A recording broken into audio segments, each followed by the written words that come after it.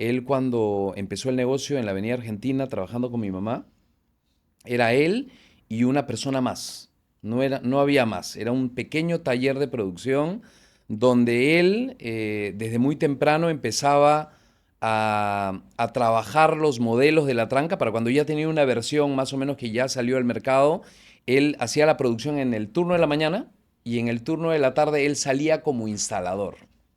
Para cuando salía como instalador, lo curioso es que había situaciones en las cuales él llegaba a una casa, taladraba la puerta, instalaba la tranca y de pronto la gente le decía, no sé, quizá que tenía algunos comentarios, positivos o negativos, pero que de alguna manera quería conversar con el gerente general de la empresa. Y él mismo no sabía cómo responder a eso porque no quería mostrar que él mismo era también el gerente general, con lo cual trataba de alguna manera decir que iría a retransmitir esos comentarios al gerente general, pero era él mismo, ¿no? Entonces, en la creación de la tranca existieron 50 o 49 versiones anteriores a la tranca, con lo cual era muy probable que él desistiera de ser un emprendedor y desistiera de seguir empujando esa idea de crear un producto.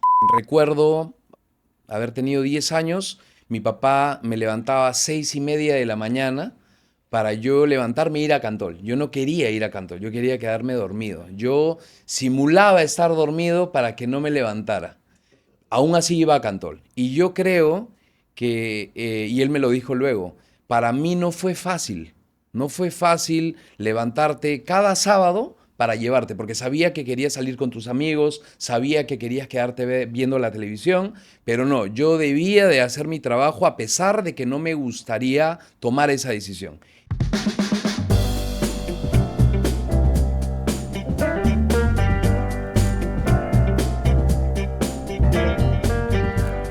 Bienvenidos a un nuevo episodio de Gurú Motivación. Como cada semana compartimos historias de personas que trascienden y crean un impacto positivo en la sociedad. Está con nosotros Raúl Canepa, dueño de Cantol, una empresa peruana con más de 50 años en el mercado peruano, que son expertos en lo que son cerraduras y ya nos va a contar en todo lo que es también innovación. ¿Cómo está, Raúl? Bienvenido a nuestro podcast. Gracias por la invitación, Jimmy, y muy contento de estar hoy día con ustedes. Mira, Raúl, yo tenía la oportunidad de conversar contigo varias veces y tuviste la amabilidad de invitarme a conocer la planta de Cantol, procesos tecnológicos, de la industria, de cómo procesan sus productos con alta calidad y te agradezco esa gentileza que me ha dado contexto para que esta entrevista salga mejor, para que nuestro público pueda estar en contexto y te cuento que es un público peruano pero también internacional. ¿Nos puedes hacer un resumen qué es Tecnopresa ahora, a qué países exportan sus productos y cuánto tiempo tienen en el mercado? Nosotros somos un grupo, bueno, somos Cantol y como grupo hoy día tenemos tres empresas, Cantol, Tecnopresa y Distrimax, pero básicamente y centrándonos en Cantol, diría que somos una empresa que fue fundada en el año 73 por mi padre, un poco en la búsqueda de poder traer un producto que pueda dar más seguridad a los hogares. Inicia con mucho esfuerzo y con mucho trabajo y nace con la tranca Cantol. Ese es el invento que mi padre creó y que hoy día puede ser que es el producto más emblemático del cual casi la gran mayoría de personas conoce. En el año 1971 se le ocurre a una tía decirme de que las trancas actuales de ese momento no servían para ponerse desde la calle. Obligaban a que las personas tengan que quedarse una persona adentro para que ponga la tranca. Entonces me dijo, si hubiera una tranca que se pudiese poner desde fuera, sería una maravilla. Eureka, dije yo. ¿Por qué? Inmediatamente me abrió una ventana, una opción para poder dedicarme mi inventiva, poner al servicio de esa idea magnífica. Obtenía la patente, comencé a buscar con quién asociarme para poder sacar el producto, porque no tenía los medios económicos. Tremenda tarea, más difícil que inventar un producto. Felizmente el Banco Industrial me proporcionó la ayuda prestándome el dinero para tal propósito. Con ese dinero me presenté a la Feria Internacional del Pacífico. En la feria tuvimos un éxito rotundo, éxito que me permitió vender en todo el país y luego en el extranjero. Realmente crecimos tanto y como nuestro producto era noble y bueno y bien hecho, entonces nos dio motivo a crear también cerraduras que sean muy seguras.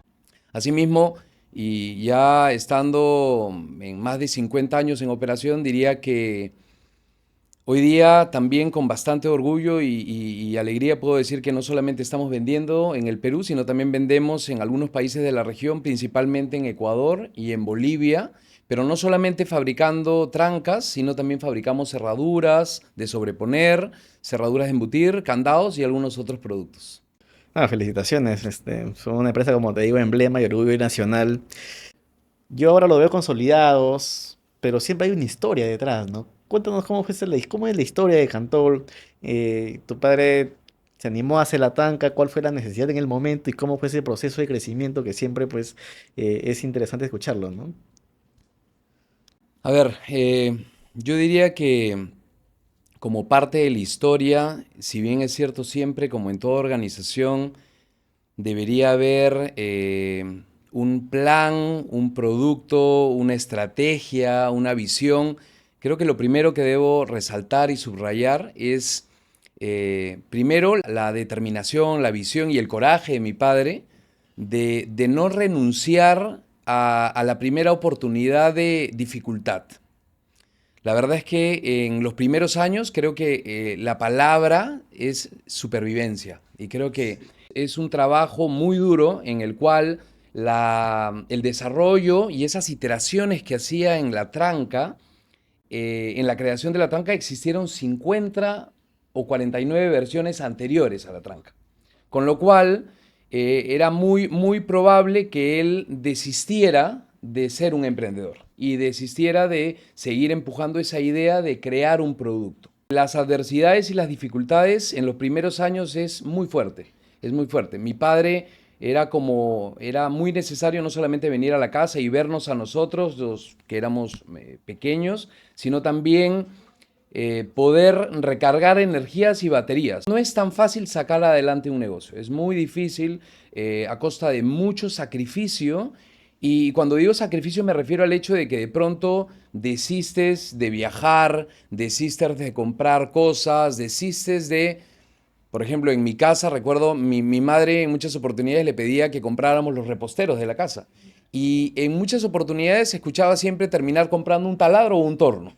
Porque ese es el tema. El tema es que el sacrificio es permanente. Y eso es lo primero que se me viene como parte de la historia. Y nuevamente, resaltar el tema de el gran trabajo y la capacidad de no tirar la toalla.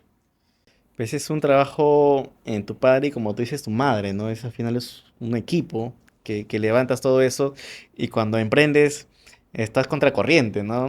Y qué interesante, sí había leído sobre las versiones que tuvo para encontrar, eh, tipo la versión 50, ¿no? Es como que el Eureka, ¿no? Y qué hubiese pasado si no se daba eso, ¿no? Tú me comentabas que de niño acompañabas a tu papá a la planta, me imagino, siempre está trabajando pues todo el tiempo, ¿no? ¿Qué recuerda de esa época de ir a la planta, me imagino, con tus hermanas? ¿Cómo lo viviste?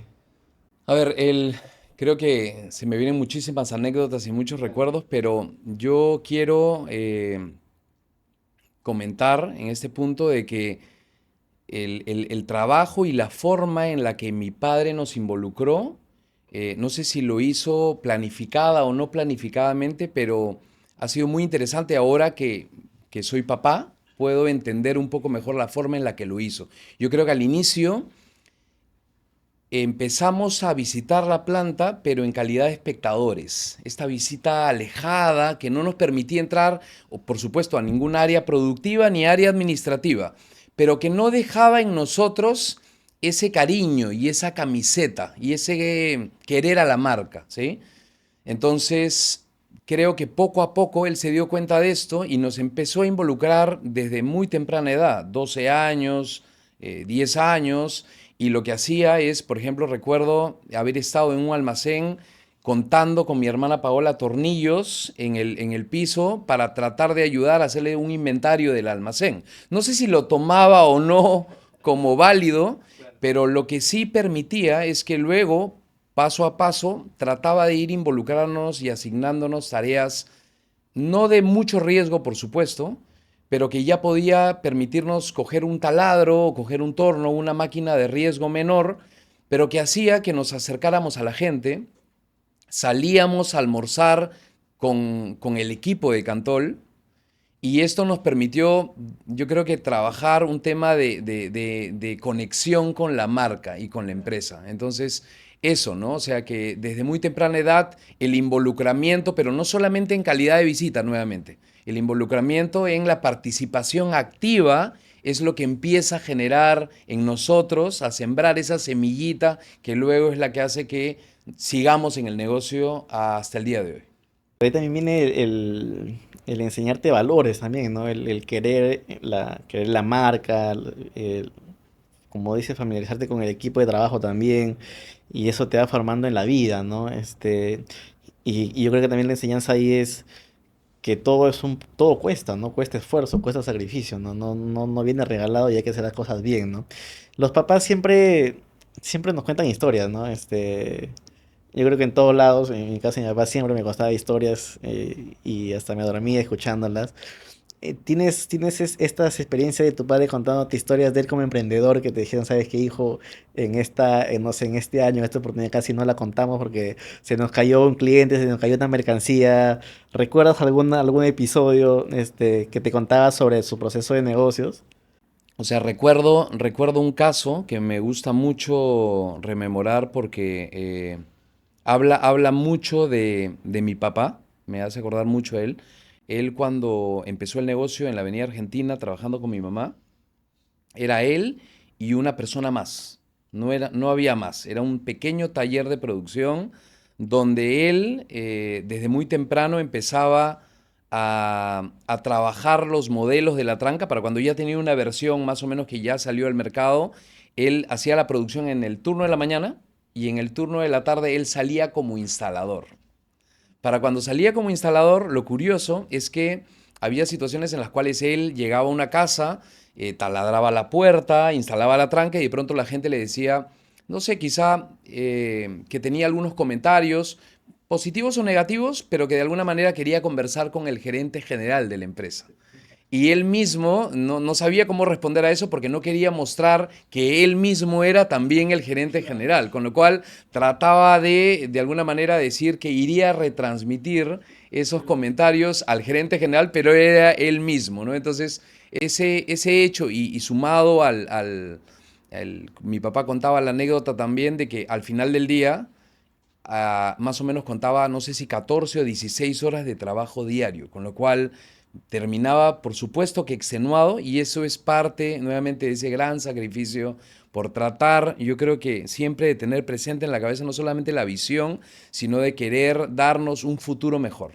Yo leí una entrevista, no sé si lo debes recordar, pero que cuando él crea su primer taller, como te digo, y para que vean las personas que pasaban que era un taller que tenía cierto éxito, había puesto un letrero que decía no se aceptan más trabajadores, y él decía que hacía mucho ruido adentro para que piensen Sí. que está teniendo éxito, y ya después vinieron a buscarle trabajo porque le preguntaban si es que la gente le pedía trabajo, pero al final, como no, recién estaba iniciando, no, nadie se acercaba, ¿no? Y luego empezaron a llegar Es ya correcto. personas. No sé si te contó Sí, ese episodio. eso es verídico, eso es real. Trataba de hacer bulla porque lo que venía para atrás era simplemente un pequeño ambiente más, pero que la Claro. gente de pronto pensaba que había una gran planta o una gran empresa, pero no era así. Sí, correcto. Eso es parte de la historia de Cantol, ¿no? Y ahora ya es una empresa familiar, controlada por tus hermanas, contigo, tiene el liderazgo, y ahí se presenta un primer reto, ¿no? Es que es el legado, pero tú me comentabas que, claro, una cosa es cuando inicias, cuando tienes, digamos, 15 20 30 trabajadores, pero otra ya cuando tienes ya 50 años, estás consolidado y exportas productos, los retos de gestión son diferentes, pero al final la esencia se tiene que mantener, ¿no? ¿Cómo fue ese proceso de cambio de ustedes en el liderazgo, en el cual tu padre dices, ya me retiro, ya cumplí mi parte, por así decirlo, y le toca a ustedes, ¿no? Con esa nueva responsabilidad de mantener el legado. ¿Cómo fue para ti en A ver, particular? yo creo que esa es una buena pregunta y creo que puede ser de gran ayuda para muchas personas, por lo menos. diría en segunda generación, porque cada proceso de sucesión es diferente dependiendo del estadio de cada una de las empresas, ¿no? Pero particularmente y sobre nuestra experiencia, lo que te puedo decir es que hay dos aspectos que podría resaltar. El primero es cuando nosotros estamos en la organización y acompañamos a nuestros padres de muy temprana edad, tú empiezas de alguna manera a recoger un modelo del liderazgo centralizado, ¿sí? Entonces empiezas a ver una figura de alguien que comanda el barco, pero es un único capitán, ¿sí? Entonces, para cuando nosotros entramos en acción y entramos a participar, no solamente ya como empleados, sino empezando a trabajar y a participar como gerente dentro de la organización, nos damos cuenta de que no era solamente un tema de trabajar la confianza de la primera generación hacia la segunda generación. Aquí el reto era diferente. El reto consistía en que cada uno de nosotros tres no podía trabajar el mismo modelo de liderazgo centralizado. Era un modelo de liderazgo que tenía que trabajar sobre un modelo basado en colaboración, basado en consenso. Y entonces prácticamente nos trastocaba todo ese aprendizaje de primera generación. Y creo que es fundamental que las empresas que están en una situación como la nuestra, como estuvimos en ese momento, entiendan ese proceso. No muchas veces lo mencionan y esa es una de las grandes dificultades, no entre la primera y la segunda, resalto, sino entre los miembros de la segunda generación. Cuando tú empiezas a entender el problema y empiezas a respetar la parcela, las capacidades y confiar en tu hermano o en tu hermana, es cuando empieza a ser sólido el trabajo y empiezas a entender que sí, solo así vas a empezar a trabajar de una buena manera, pero a su vez lo increíble es que como familia empresaria, esto trae también algo a favor a la familia. Porque nuestras relaciones de familia, como hermanos, empiezan a volverse mucho mejores, se fortalecen, efectivamente. Entonces, aquí viene algo muy potente que yo quiero transmitir, y es que al momento de trabajar esta comunicación entre hermanos, luego, desde la dimensión familiar, empieza a tener un beneficio que hasta hoy puedo decir que estoy muy contento de trabajar con mis hermanas porque trabajamos con muy buena comunicación. Número uno. Número dos, creo que no intentamos tener un estilo no solamente igual o diferente que mi padre, creo que diría diferente porque son momentos diferentes también. No somos iguales unos a los otros, pero también la empresa al estar en una segunda generación enfrenta retos diferentes. Y como tal, en esta segunda generación una cosa importante, y siempre le decía, siempre le pregunté a mi papá, cuando tuve mi primer hijo, perdón, un pequeño paréntesis, le decía, ¿cuál es me tienes que dar la fórmula, papá, para poder ser un gran papá?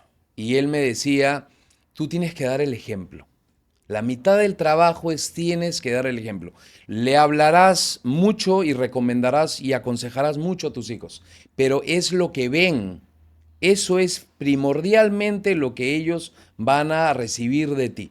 Entonces, con lo cual, nosotros recibíamos ese aprendizaje. Sin embargo, aquí viene un reto. El reto no es crecer como segunda generación, sino crecer teniendo presente y muy presente los valores originales de la empresa. Ese es el reto. Vamos a crecer, pero no a costa de perder nuestra esencia, nuestro espíritu, nuestro ADN.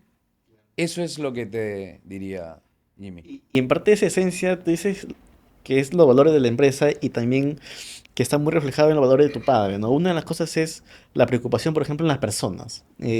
Tú me decías que tienen personas con 15 años trabajando, por ejemplo, en la marca, en la empresa. Me imagino que hay una afinidad muy fuerte. ¿Cómo es ese enfoque que ustedes tienen en las personas en específico como parte de la cultura, digamos, y la esencia de Cantol, ¿no? De hacer las cosas bien, siempre estar preocupado por los colaboradores y todo lo demás, ¿no? Bueno, digamos que toda empresa está siempre expuesta a niveles de rotación de personal, pero con gran alegría puedo decir de que tenemos un grupo humano muy comprometido dentro de la organización y que nos acompaña, como te dije, por muchos años.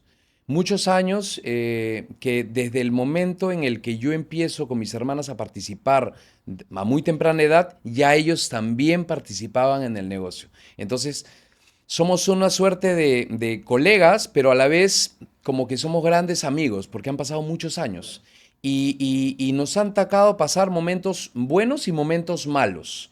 Y en ese pasar momentos buenos y malos, recuerdo haber estado con ellos ensamblando cerraduras, recuerdo haber estado con ellos con una carretilla en Malvinas jalando mercadería para poder entregar a algunos clientes, con lo cual debo decir de que tienen tanto ADN de Cantol como nosotros. Y en ese sentido nos ayudan a que esa cultura, que es la que sostiene a la organización, no solamente se trabaje en función a lo que nosotros como cabeza de negocio, no, sino que gracias a ellos también hacemos que se irradie esos valores fundamentales que decimos que tienen que seguir siempre presente con nosotros.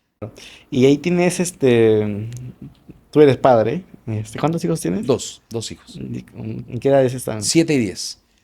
Eh, y me imagino que ya ves el mundo de otra óptica y cómo estás haciendo ese proceso de enseñanza a ellos, tratando de imitar un poco lo que tu padre hizo contigo, ¿no? Que es emocional, por así decirlo, y como tú dices, del ejemplo también, ¿no? Y en ese proceso de mejora como persona, también encontrar el equilibrio, por ejemplo, ¿no? Entre trabajo, empresa, ¿cómo lo trabajas tú? La verdad, yo solamente no escucho a mi padre, sino yo admiro mucho a mi padre y a mi madre. Bueno, mi madre ya no está, pero mi papá, debo decir de que todos los días me sigue dando enseñanzas. Hoy día, como efectivamente tú dices, yo soy papá. Recuerdo haber tenido 10 años, mi papá me levantaba a 6:30 de la mañana para yo levantarme e ir a Cantol. Yo no quería ir a Cantol, yo quería quedarme dormido. Yo simulaba estar dormido para que no me levantara. Aún así iba a Cantol. Y yo creo y él me lo dijo luego, para mí no fue fácil. No fue fácil levantarte cada sábado para llevarte, porque sabía que querías salir con tus amigos, sabía que querías quedarte viendo la televisión, pero no, yo debía de hacer mi trabajo a pesar de que no me gustaría tomar esa decisión. Y hoy día debo decir de que en calidad de papá, de que reconozco ese poder haber tomado esa gran decisión, a pesar de que seguramente hubiera sido más fácil, por supuesto, de haberme dejado en la casa. Pero no, me llevaba, me transmitía conocimiento, me permitió que hoy día, desde muy temprana hora, igual que mis hermanas, a veces llegamos muy temprano con el resto de los operarios en la planta y nos preguntamos, ¿y por qué estamos tan temprano en la empresa? Y es porque, ¿sabes qué? Porque es natural. Se generó un hábito, es algo que no perdemos y la verdad es que estoy muy contento por eso y agradecido por los papás que tengo, por la empresa que tengo, por las hermanas que tengo, por los hijos que tengo, por la esposa que tengo, etcétera. Y hay una parte que obviamente aparte del reto que es de la gobernanza, por así decirlo, de la familia empresaria, obviamente que también hay un reto comercial, ¿no? La competencia, por así decirlo, eh, no sé, hace 30 años es diferente a la de ahora, tienen marcas internacionales también que juegan en este mercado y ustedes también juegan en un mercado exterior. ¿Cómo hacen y qué enfoque tienen para mantener la calidad? Esa es una, la innovación en sus productos y cada vez también buscar, digamos, oportunidades de mercado, no sé, en Perú o en otros países, ¿no? ¿Cómo es ese proceso que ustedes tienen? Bueno, así como estamos siempre en la búsqueda de crecimiento y a costa de no perder nuestros valores y nuestra cultura, creo que también desde el nacimiento de la empresa los elementos y estos ejes innovación y calidad siempre han estado presentes. Yo diría dos cosas. La primera, mirando al mercado, creo que uno de las fortalezas que podemos tener es, digamos, la cercanía a nuestros clientes. Y ese escuchar a nuestros clientes es lo que nos permite siempre tener claro y reconocer donde hemos cometido errores y tener la capacidad de adaptarnos a los cambios que hay en el mercado para poder acomodar los productos. O sea, ese es un frente muy importante, sumado al hecho de que, como tú seguramente sabes, la innovación antiguamente era siempre, venía de parte de la cabeza de la organización. Hoy día intentamos que tengamos comités y mesas de trabajo donde las innovaciones surjan por ideas de todo el equipo. Tenemos trabajo donde vamos levantando información, nos nutre muchísimo, todos los frentes recogen y traen información muy importante y en la medida que la organización va creciendo, se hace más difícil tener esa información a la mano. Entonces, en ese momento es donde tú tienes que fortalecerte y complementar con más información, hacer focus group, tienes que empezar a recoger un poco más cuál es la necesidad. Pero acá hay algo que debo de agregar que para nosotros por lo menos sí es muy importante. Toda la innovación y toda la calidad depende de un equipo altamente motivado. Donde no hay motivación, no hay innovación. Y donde no hay una buena cultura, donde no hay un buen clima laboral, no hay motivación. Entonces, el punto de partida es, nuevamente, volvemos a los valores, punto de partida. Estaremos hablando de respeto, estaremos hablando de empatía, estaremos hablando de estos valores nuevamente. Y sobre la base de esos valores, construyes innovación y construyes calidad. Te mueve todo, ¿no? Es importante. Importantísimo. Y ahí tienes tú en particular un estilo de liderazgo que tratas de implementar, digamos, ya como líder. Digamos que a nivel, o sea, dentro, si bien es cierto que a niveles de decisión de directorio y tenemos directorio, comité de gerencia, creo que cada uno de nosotros tres tiene un estilo de liderazgo más, dos palabras se me vienen a la cabeza. El primero, creo que el liderazgo consciente. El liderazgo consciente creo que desde el momento en el que nacimos no, mi padre cuando nace creando la Tranca Cantol nace con un propósito, que es ayudar a asegurar a las familias, ¿correcto? Entonces, si tú naces, creo, pensando en que yo quiero ganar dinero, no es el propósito, no es el verdadero propósito. Siempre lo ha repetido mi padre, eso vendrá después. Primero enfócate en lo importante y lo importante es nuestro propósito. Y las personas que trabajan con nosotros brazo a brazo en el día a día. Ese es nuestro frente. Eso es lo que yo resalto y creo que eso es también nuevamente lo más importante, Jimmy. Y qué potente ese propósito. Y va muy en línea con, si tú has visto las entrevistas de Gurú, tratamos de llevar también que al final, más allá del tema económico, se puede generar otro impacto que es impacto también social, ¿no? Que en su caso, por ejemplo, seguridad a la familia, como lo dices, ¿no? Y lo están haciendo muy bien, felicitando por eso. Yo me imagino que tú, bueno, has estudiado, siempre estás actualizándote, me imagino que tienen empresas externas que le brindan asesoría, pero has tenido una parte en la cual dices, puedo tener toda la teoría del mundo, todo la expertise que viene de fuera, pero esto que me está sucediendo no está en el libro. O sea, has tenido esas partes que dices, esto lo he vivido básicamente en la práctica y no lo he leído. O sea, me ha venido acá y nos puedas decir, o sea, qué puntos, o de repente no, todo ya ha estado calculado, pero a veces sucede que dicen, no, esto no lo esperaba, no lo he leído en todo, he leído mucho, pero lo que me sucede ahora, lo que he aprendido, una cosa es la teoría y la práctica es totalmente distinta, ¿no? Que a veces sucede cuando en las universidades, por ejemplo, cuando te enseñan, ¿no? O sea, cuando te dan los libros y todo lo demás, vas a trabajar y resulta que 10% nada más se aplica, ¿no? ¿Te ha sucedido algo parecido?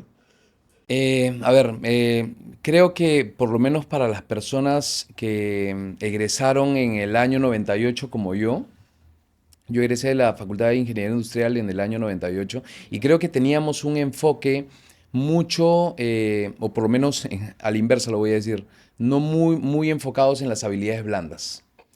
Y las habilidades blandas hoy día suman muchísimo. Entiendo que todavía, de pronto tú cuando lees un CV podrás ver mucha experiencia y podrás ver mucho conocimiento, pero no tienes esa parte humana.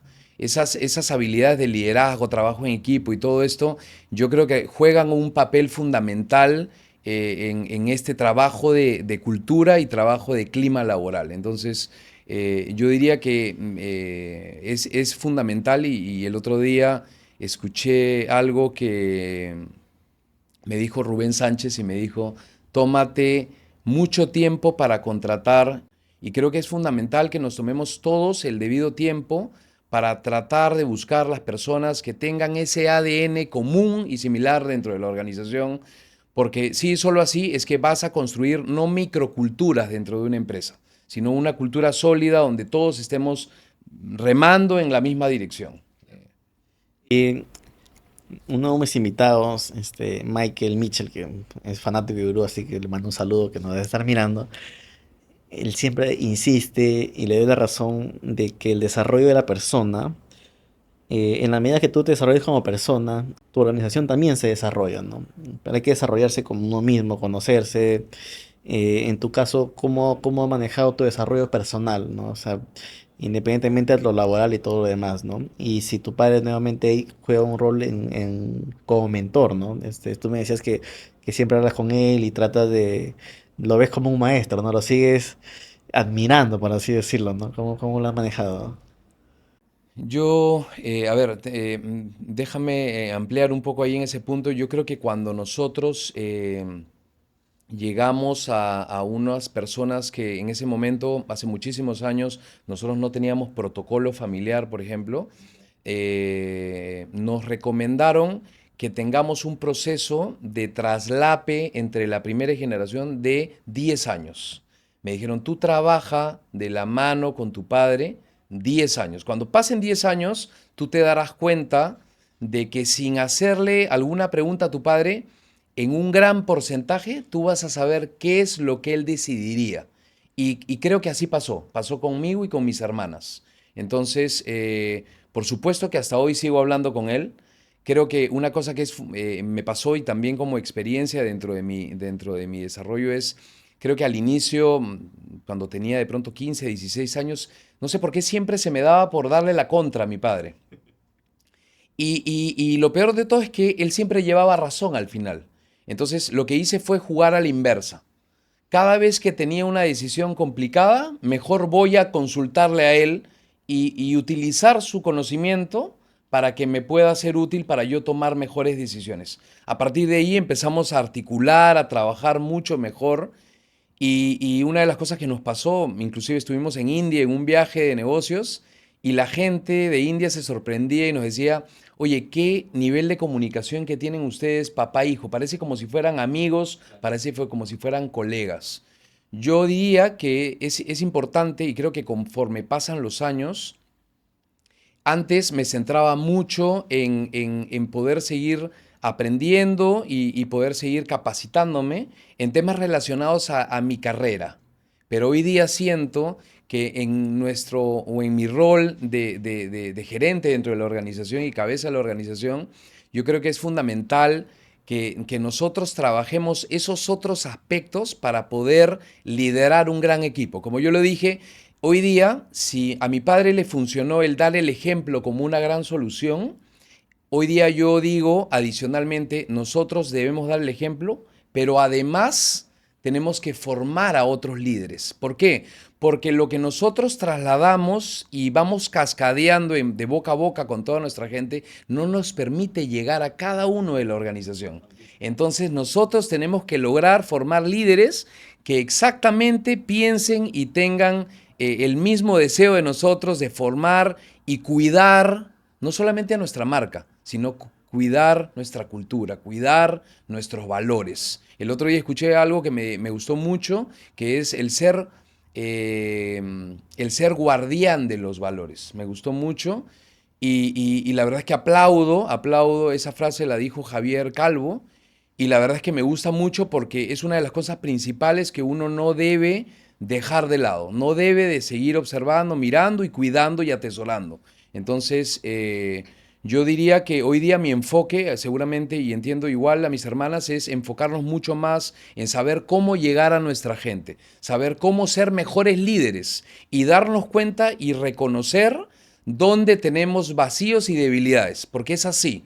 En la medida que nosotros seamos mejores líderes, vamos a llevar la empresa mejor. Qué genial. Y ya para ir cerrando la entrevista, de nuevo, muchas gracias por darte el tiempo de compartir esta historia que nos hace sentir orgullosos como peruanos. Te hago llegar el saludo y estoy seguro que muchos de nuestros seguidores están de acuerdo con eso y las felicitaciones, ¿no? Y sigan en ese proceso, sigan creciendo. Yo soy convencido de que las empresas conscientes, las empresas líderes, no solo generan un impacto económico, de rentabilidad, de todo lo demás, sino que mueven un ecosistema de formalidad, de generación de trabajo y con ello reduce la pobreza, ¿no? Entonces ahí los empresarios jugamos un rol esencial, ¿no? Ya para cerrar la entrevista, en toda esta experiencia que tú estás teniendo, porque sigues en ese camino y yo estoy seguro que les va a ir mejor todavía, has ido acumulando primero las experiencias de un gran maestro que es tu padre, luego las experiencias en el trabajo, en tu carrera. ¿Qué reflexiones te deja eso sobre la vida? Sobre cómo la vida te plantea los retos, dificultades, pero cómo sobrellevar. Y si de repente el dinero lo es todo en la vida, ¿cómo te has puesto a pensar esas cosas? Bueno, definitivamente el dinero es importante, pero yo respondería, se me viene a la cabeza lo que te comenté el otro día cuando conversaba con mi padre y le decía, tú has hecho capacitaciones en universidades, en colegios, en institutos por más de 30 años, sin ganar un sol, sin cobrar un sol. Y siempre me dijo, primero que nada tengamos presente algo, el éxito no se mide en soles, el éxito no se mide en soles. Segundo, hay satisfacciones personales que me debo de permitir y el poder, mi papá, digamos que ha sido una persona que se ha esforzado mucho para poder, y ha perseverado mucho para poder lograr lo que hoy día hemos conseguido, gracias a él. Entonces, en esa línea, él siempre decía, yo ya gano por trabajar en Cantol. Yo ya no puedo ganar, no debo de ganar en todas. Yo en estas otras, ese es mi aporte personal. Entonces, yo creo que esa parte, ese mensaje es importantísimo. Es importantísimo porque, nuevamente, yo creo que hay que ir construyendo, vamos a ir creciendo, pero es importante tener presente a las familias, es importante tener un equilibrio entre balance entre la familia y el trabajo y últimamente yo creo que no hay que dejar de lado el tema del agradecimiento a todas las personas y lo que uno tiene. Creo que es muy importante. Yo hoy día estoy muy agradecido por todo eso y muy comprometido. Tengo ganas hoy día tengo 48 años, bueno, voy a cumplir 48 en breve, pero estoy muy contento y creo que tenemos un gran equipo y vamos a llegar muy lejos con el equipo que tenemos. Y bueno, de mi lado, agradeciéndote a ti, a Gurú y a ti, Jimmy, por esta oportunidad y encantado de haber estado hoy día contigo. Nada, muchas gracias. Y de nuevo, siempre me ando despidiendo, ¿no? Y nunca acabo, pero recapitulando, tienes esa. Al final, Perú se dice que, no sé, el 90% son pequeñas empresas, ¿no? Pero a veces te dice que la gran mayoría son familiares. O sea, somos un país de empresas familiares, ¿no? Y claro, ahí hay un componente cuando ya pasa a segunda generación, las peleas que hay, ¿no? Si de nuevo te quiero dejar unos consejitos para empresas familiares que de repente nos están viendo o emprendedores que están en ese camino igual en negocios, que nos pueda dejar en base a toda la experiencia que ustedes ya han pasado, que nos pueda dejar. Yo creo que lo que ha jugado un rol fundamental, como dije nuevamente, todo depende de la instancia en la cual se encuentre la empresa o la familia empresaria. En nuestro caso, si uno está haciendo la transición de primera a segunda generación, nos sirvió mucho el acompañamiento y la asesoría de alguien que ayude en el proceso de protocolo familiar. Nosotros hicimos el protocolo familiar, pero fue una persona de más o menos la edad de mi padre. Porque, ¿qué pasa? En el momento en el que tú a un fundador pones a un asesor de pocos años, a veces sucede que no camina. No camina porque luego podría pasar que te diga él no sabe ni siquiera con cuántas papas se hace el caldo. Y esto ayudó en el proceso. Es un equipo donde hubieron personas de la edad de la segunda generación y personas de la edad de la primera generación que acompañen al proceso. Y la verdad, fue un proceso largo, fue un proceso difícil, pero luego el siguiente punto que resaltaría es que desde el inicio en el que nosotros Patricia, Paola y mi persona tomamos la decisión de trabajar juntos, siempre establecimos un compromiso entre nosotros tres. Nosotros tres dijimos que nunca iríamos a transgredir el hecho de que nuestro objetivo principal y siempre íbamos a salvaguardar a la familia y el bienestar de la familia. Ese es el principal. Sobre la base de ello, tomar las decisiones en la organización han sido mucho más fáciles, porque siempre hemos estado cuidando ese frente familiar. Si uno empieza a invertir ese proceso y luego empiezas a poner como fin a la empresa y como medio sacrificable a la familia, es donde yo creo que surgen los problemas. Siempre tengamos presente que la familia, por lo menos para nosotros, es lo más importante y luego sobre eso construir. Muchas gracias, Raúl. Ahora sí, nos vemos. Gracias a todos por de nuevo mirar nuestro contenido. No olviden compartir y como cada semana, cada sábado, compartimos estas historias de éxito que les inspiren. Hasta luego.